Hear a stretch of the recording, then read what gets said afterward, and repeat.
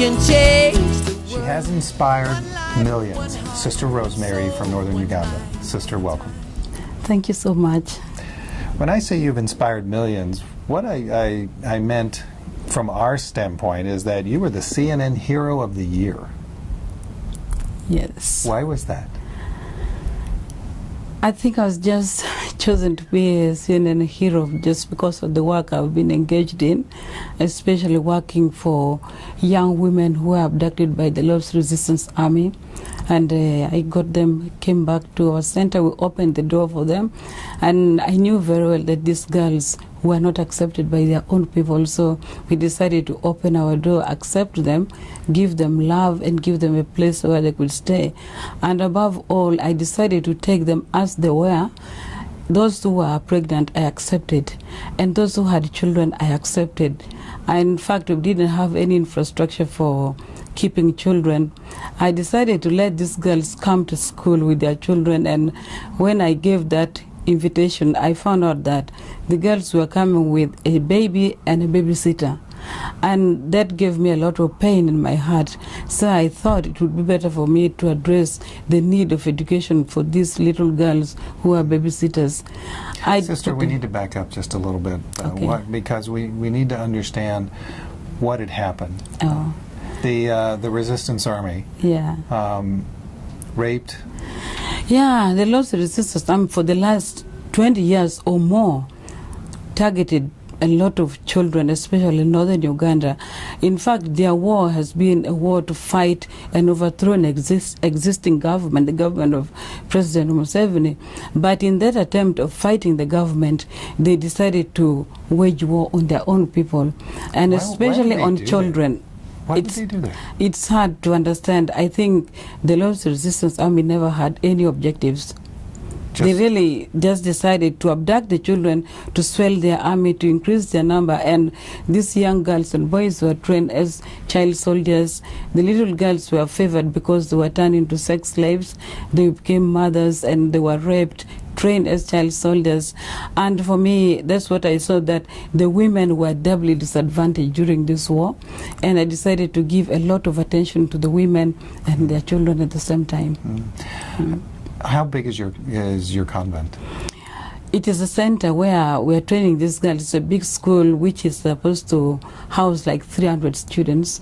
By the time I went there were only 30 students because the war was going on in a terrible way. It was not easy to be there.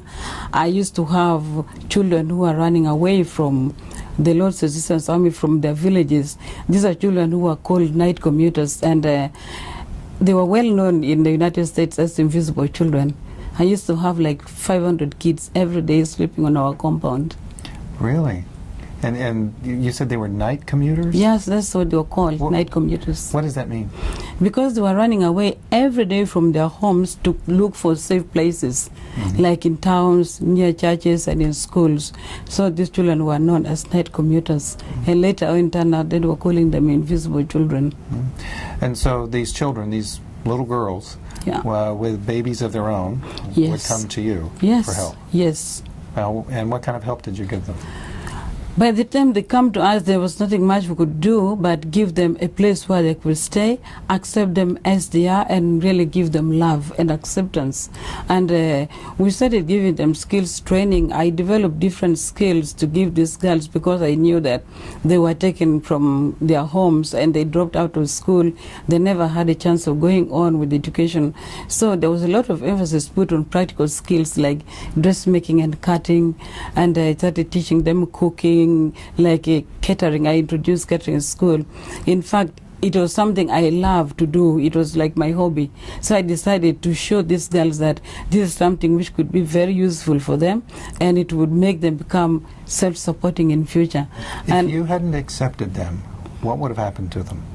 A lot of these girls would have turned to prostitution because they would have nowhere to stay. And then they would have died. They would have died. A lot of them. So what's happened to them because of what you've done? Because of you helping them with education and helping bring them skills and giving them love? What's happened to them? There are a lot of girls who pass through the center I've been running, and I've seen they turn to love their own children because of the love we have given them, and also because we accepted them as children who are growing children. We tried our best to restore their dignity. We tried our best to restore their lost childhood. So as a result of that, they turn to love their children, and above all, they really learn to walk on their own. Most of them are now supporting themselves, but I never stop supporting these girls. I keep introducing new skills, like what I came with, this purse I move with. This is made from pop tabs. I had to teach myself in order to teach these girls to produce this. Do you have something with you? Yes, this is what I've been teaching these girls, and there are a lot of skills to give them, and these purses are now sold online. There's on website, if you go on sistersunited.com, you get these purses sold online.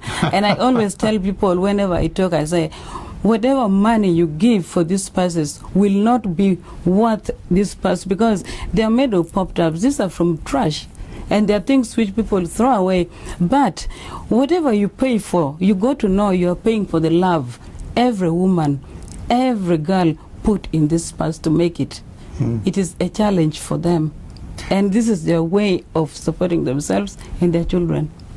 So we're going to be sure to get that website up. That's for sure. But I wanted to ask you this: how many years have you been doing this now? 10 years. 10 years. So how many girls have come through?